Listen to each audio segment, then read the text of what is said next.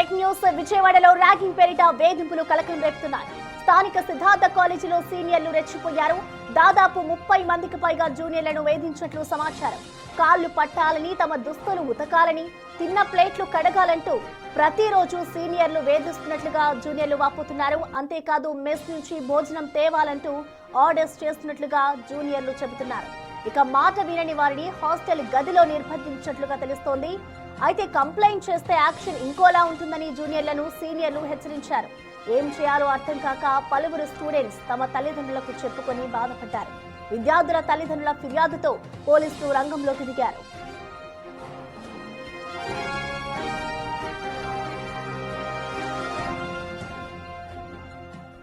దీనిపై పూర్తి డీటెయిల్స్ మా ప్రతినిధి శివ అందిస్తారు. శివ, చెప్పండి, అసలు ర్యాగింగ్ కి సంబంధించి కాలేజ్ యాజమాన్యం ఏం చెప్తుంది, అసలు పోలీసులు దీనిపై ఎటువంటి దర్యాప్తు చేస్తున్నారు? శివ, మొత్తం మీద చూసుకుంటే విజయవాడ సిద్ధార్థ మెడికల్ కాలేజీలో దాదాపుగా గత కొంతకాలంగా ర్యాగింగ్ భూతం విచ్చలవిడిగా కొనసాగుతోంది. 4 నెలల క్రితం ఒకసారి ర్యాగింగ్ సంబంధించి జరుగుతుందని చెప్పి ప్రిన్సిపాల్ కి ఫిర్యాదు చేయడం జరిగింది. అప్పట్లో ఇరు వర్గాలను హెచ్చరించిన పరిస్థితి కనిపిస్తుంది. తాజాగా మరొక 15-20 రోజుల క్రితం కూడా సిద్ధార్థ మెడికల్ కాలేజీలో ర్యాగింగ్ జరుగుతున్నట్టు కూడా తల్లిదండ్రులకి పోలీసులకు ఫిర్యాదు రావడంతో ఆలస్యంగా వెలుగులోకి వచ్చింది.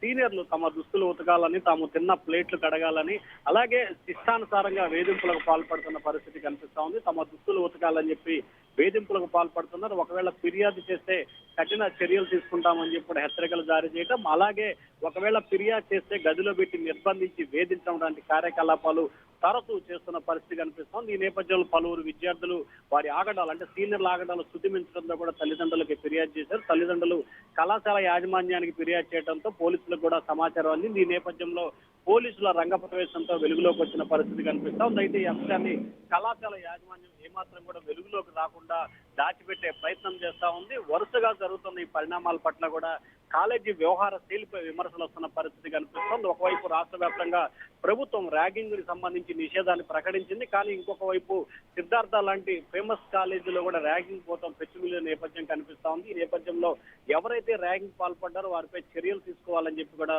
విద్యార్థులు, వారి తల్లిదండ్రులు డిమాండ్ చేస్తున్నారు. మరొక వైపు ఈ అంశానికి సంబంధించి పోలీసులు లోతుగా దర్యాప్తు చేస్తా ఉన్నారు. అయితే ఎక్కడా కూడా ఈ అంశాన్ని బయటికి పొక్కనీయకుండా ఇటు పోలీసులు, ఇటు కళాశాల యాజమాన్యం ఇద్దరు కూడా లోగుట్టుగా పూర్తి స్థాయిలో కూడా విచారణ చేపడుతున్నట్టు తెలుస్తా ఉంది. ఇవాళ రేపట్లో దీనికి సంబంధించి కొంతమంది విద్యార్థులపై చర్యలు తీసుకునే అవకాశాలు కనిపిస్తా ఉన్నాయి ప్రస్తుతం.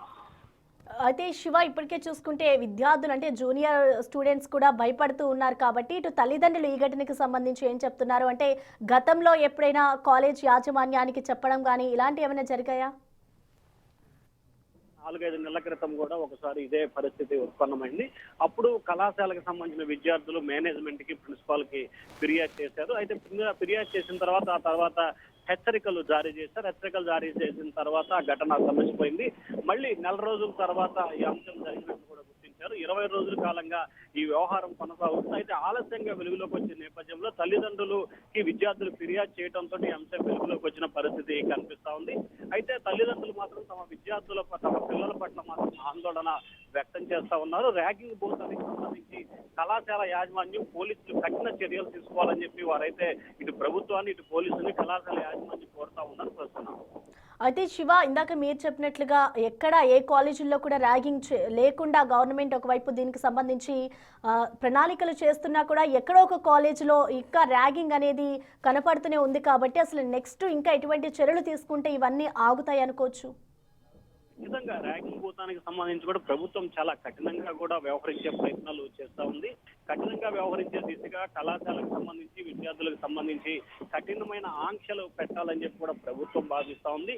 ఈ నేపథ్యంలో తాజాగా వెలుగులోకి వచ్చిన ఈ అంశానికి సంబంధించి కూడా ప్రభుత్వం చాలా సీరియస్ గానే స్పందించినట్లు తెలుస్తా ఉంది. పోలీసు ఉన్నతాధికారులు రంగంలో దిగి కఠిన చర్యలు తీసుకునేందుకు సిద్ధమవుతున్నారు. ఎవరైతే ర్యాగింగ్ పాల్పడ్డారో వారిని కళాశాల నుంచి సస్పెండ్ చేసి అలా క్రిమినల్ కేసులు నమోదు చేసే దిశగా కూడా ప్రభుత్వం ఆలోచన చేస్తున్నట్లు కూడా తెలుస్తా ఉంది.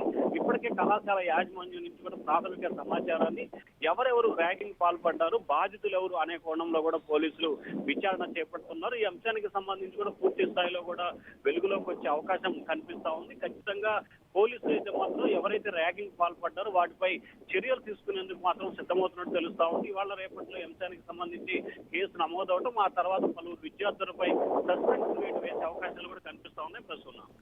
Right Shiva, thank you.